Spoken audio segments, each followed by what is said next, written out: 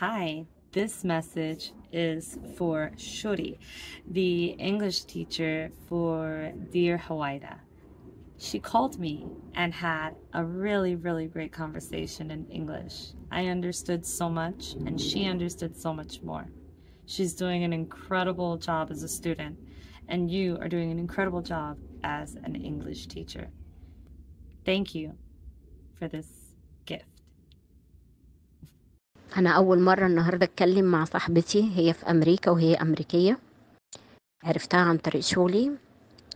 أول مرة أتكلم معاها النهاردة وهي بقيت منبهرة من اللي هي بتسمعه لأول مرة. الحمد لله يا رب، الحمد لله والشكر لله.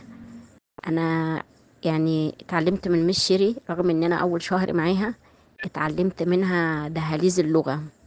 في حاجات كتيرة صغيرة، أخدنا كتير وقليل كورسات، بس ما كانش حد بيهتم إن يقول لنا على الحاجات الصغيرة دي.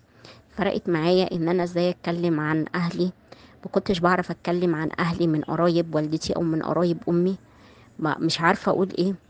مش شيري ادتنا كل حاجة نعرف نتكلم بيها، والحمد لله لساني اتفك وبقيت بتكلم دلوقتي وأنا مكملة معاها.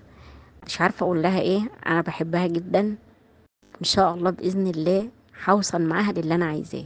شكرا مش شيري حسين.